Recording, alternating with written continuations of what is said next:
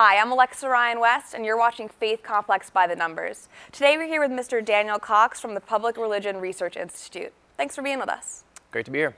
So we're talking about the nuns. Just to clarify, spelt N-O-N-E-S. What is this demographic? They represent roughly 1 in 5 Americans now. They've grown fairly dramatically over the last 2 decades. In fact, as recently as 1991, they're only about 7 or 8% of the population, but have roughly tripled over the next 2 decades. And what would a nun define themselves as? We found that the religious unaffiliated are actually composed of 3 distinct groups. Atheists and agnostics, who tend to be very irreligious.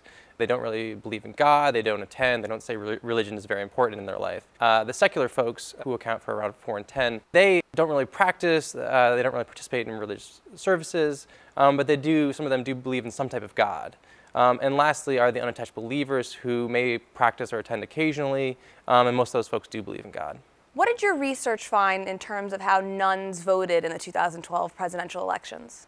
Well, they strongly supported candidate Barack Obama. 70% voted for Obama, compared to 26% who supported Romney.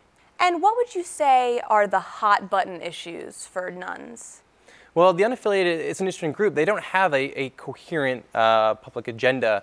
They're not really organized. I mean, there are some groups that sort of profess to represent humanists or atheists, but the unaffiliated lack a sort of coherent structure, so they don't really have a coherent agenda, which I think diminishes their sort of political impact. Do you think they're trying to be a political force? I think a lot of them are just not attached. We find actually the unaffiliated are less likely to vote than other religious groups, so while they represent 19% of the population, only 12% of voters in 2012 were unaffiliated. They're obviously voting more Democratic. How do you think the Republican Party can ease their way into getting positive support from the nuns? I think that's definitely going to be tricky for them moving forward because white evangelicals who have sort of an issue profile that's dramatically different. Unaffiliated folks tend to be pro-gay marriage, support legal abortion, support contraception, and believe evolution should be taught in public schools. These are all things that are strongly opposed among evangelical Protestants who serve as the base of the GOP. So I think it'd be really difficult for a GOP candidate on the one hand to appeal to this group of evangelical voters and unaffiliated voters at the same time.